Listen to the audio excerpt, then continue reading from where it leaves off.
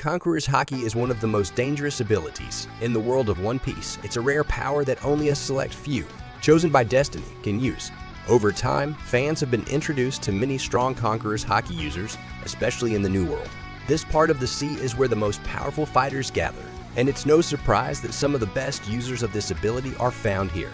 Now that One Piece has entered its final saga, the strongest characters are coming together, including those who have mastered Conqueror's Haki. While this list covers most of the users seen so far, the recent Egghead Island arc has revealed even more. In One Piece, there are two main powers, Haki and Devil Fruits. While Devil Fruits are these weird magical fruits you eat to get powers, Haki works differently. You can't just stumble upon it or eat something to get it. Most of the time, you need proper training to unlock Haki. Of course, there are some rare cases where characters just happen to awaken it without trying, but let's be honest, that's not how it usually works. Even if someone does manage to awaken Haki by sheer luck, it doesn't mean they're instantly good at it. Without putting in the effort to practice and understand how it works, it's almost useless. That's why so many characters in One Piece dedicate so much time and energy to mastering Haki. The payoff? They become absolute powerhouses who can go toe-to-toe with the strongest in the series. It's kind of like getting a bike. You can't just hop on and expect to ride perfectly. You need to practice, fall a few times, and maybe cry a little before you really get the hang of it. Haki's no different. The characters who push through the struggle end up with skills that can completely change the game. Anyway, please press the like button and please subscribe to my channel and turn on all post notifications so you don't miss any daily uploads. Now, let's begin. First, we've got Emmet releasing Joy Boy's Haki. Emmet, who you might know as the Iron Giant, is this mysterious robot from an ancient civilization that doesn't even exist anymore. No one really knows why it was made, but we're slowly piecing it together. What's interesting is that Emmet isn't just some clunky old robot. It runs on this weird, advanced energy source that even Vegapunk was obsessed with studying. Here's the wild part. About 200 years ago, Emmet tried to attack Marijoa, but ran out of juice midway. Since then, it's just been chilling, completely dormant, on Egghead Island, that is until it heard Luffy's heartbeat and woke up. When it did, it became a crucial ally for the Straw Hats in their fight against the Five Elders. But things got so intense that Emmet had no choice but to tap into something special, Joy Boy's Haki. Hidden inside a sealed knot, this insane burst of Conqueror's Haki came out when Emmet undid it. The effect?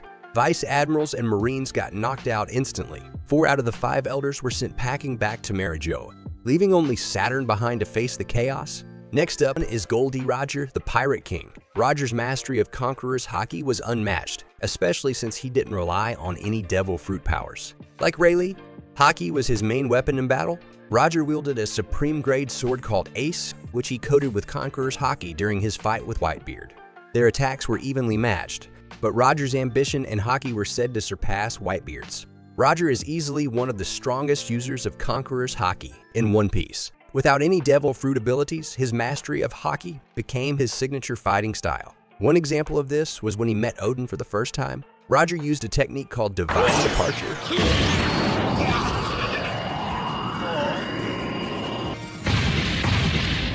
which sent Odin flying through trees and caused massive damage.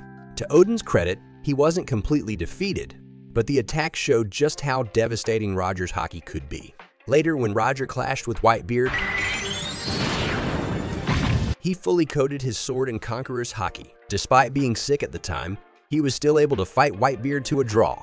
This speaks volumes about Roger's skill as he managed to rival Whitebeard without a Devil Fruit, relying solely on his Haki. Roger's unmatched control and power over Conqueror's Haki solidify his place as possibly the greatest user of this ability in One Piece.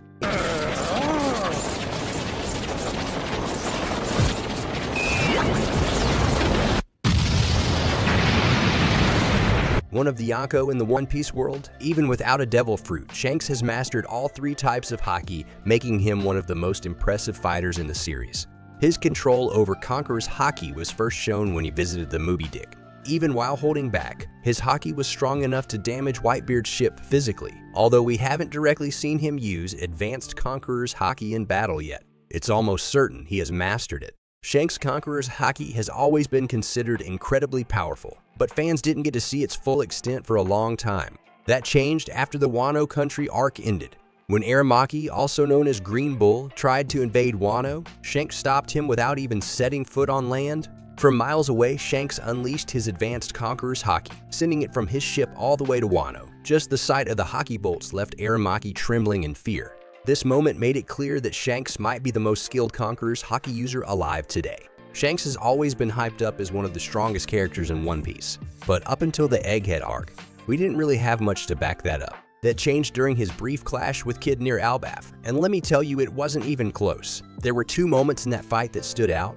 First, Shanks used Future Sight, a form of observation Haki that lets him see what's about to happen. With it, he saw Kid preparing a railgun attack. Then came the second moment Shanks unleashed Divine Departure, a single devastating strike that not only obliterated Kid's railgun, but knocked out both Kid and Killer in an instant. Kid couldn't even stand back up after that. What even is Divine Departure? Divine Departure is a powerful sword technique, but it's not something just anyone can use. To pull it off, you need to master Conqueror's Haki, also called the color of the Supreme King. But here's the thing, basic Conqueror's Haki isn't enough. You have to take it to the next level by learning Conqueror's Coding, a technique where you infuse your weapon with Haki.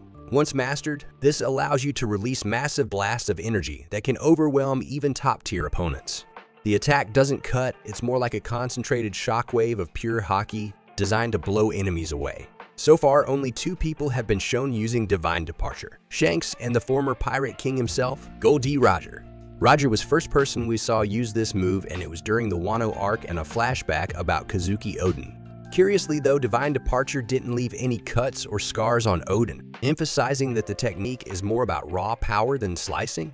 Fast forward to Shanks. As a former apprentice of Roger, it's clear he learned a lot from the Pirate King, fighting style included. In One Piece Chapter 1079, Shanks proved just how much he'd inherited. Shanks coded his sword, Griffon, in Conqueror's Haki and used Divine Departure. The strike wasn't just powerful, it was catastrophic. It obliterated Kid's weapon, knocked him and Killer out cold, and even took out several pirates on Kid's ship. To top it off, it left part of the ship in ruins, and just like Roger's version, Shanks' Divine Departure didn't cut anyone. It was all about the sheer force of the Haki blast. Some fans even speculate that Shanks' Divine Departure might be stronger than Roger's. After all, it took out Kid and Killer at the same time, along with half their crew and ship in a single blow. If nothing else, this moment solidified Shanks as one of the most terrifying forces in the One Piece world. At number 4, we've got Monkey D. Garp's Galaxy Impact, a moment that finally gave fans a proper look at his insane strength. The legendary hero of the Marines, Garp is one of the few people who could stand toe-to-toe with Roger without relying on a devil fruit. It was almost certain he had Conqueror's Haki, especially since his son and grandson both have this ability. This was finally confirmed in the Egghead arc, where Garp showed off his incredible power during his mission to rescue Kobe.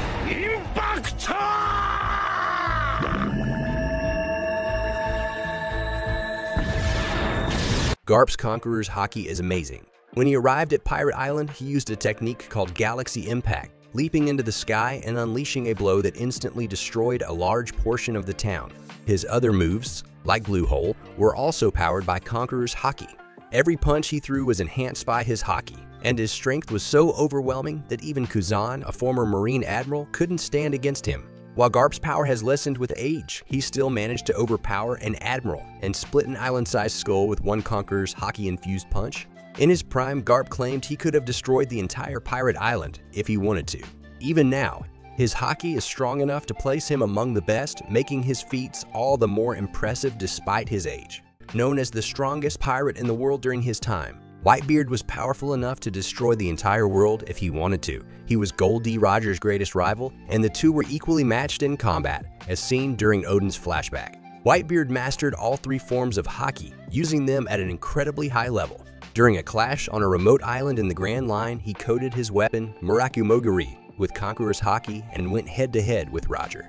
As one of the strongest pirates ever, Whitebeard's Conqueror's Haki was on full display during his prime.